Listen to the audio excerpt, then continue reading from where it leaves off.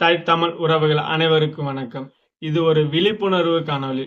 அதாவது இன்றைய காலகட்டங்களில் அதிக அளவு போதைப் பொருட்கள், அதாவது கொகைன், கஞ்சா, அபின் இது போன்ற உயர்தர போதைப் பொருட்கள் அதிக அளவு தமிழ்நாட்டில் பயன்படுத்தப்படுவதாக மிகப்பெரிய அளவில் செய்தி ஊடகங்களில் நாம் காண்கிறோம்.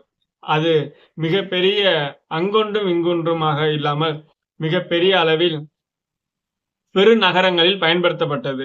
ஆனால் இப்பொழுது குக்கிராமங்களில் அதிகமாக சிறுவர்களுக்கு பள்ளி, கல்லூரி மாணவ, மாணவிகளுக்கு அதிகமாக இந்த செயல்களில் ஈடுபடுகிறார்கள். அதாவது உயர்தர தட்டச்சு கைபேசியின் வழியாக அதிகமாக அந்த கைபேசிகளை பயன்படுத்தும் மாணவர்கள், அவர்களுக்கு எளிதாக இந்த பொருட்கள் கிடைக்கும் வகையில் இருக்கிறதனால், இதை அதிக அளவு பள்ளி, கல்லூரிகளில் பயன்படுத்தப்படுகிறது என்ற ஒரு கருத்தை உருவாகிறது.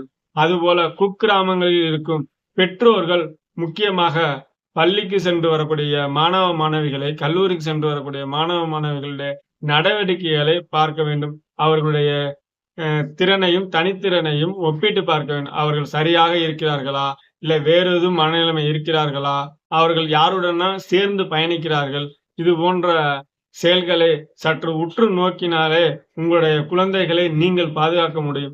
இல்லை என்றால் மிக பெரிய அளவில் பாதிக்கப்படுவார்கள்.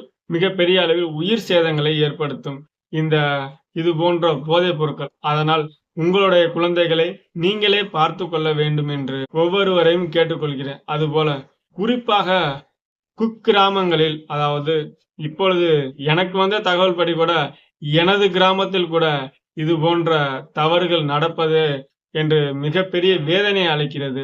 ஒவ்வொரு பெற்றோர்களும் தங்களுடைய குழந்தைகளை கவனமாக பார்க்க வேண்டும் என்று மீண்டும் ஒரு முறை கேட்டு விடைபெறுகிறேன். நன்றி, வணக்கம். நம் விவசாயி போட்டு பாருங்க ஓட்ட, அப்புறம் பாருங்க நாட்டை.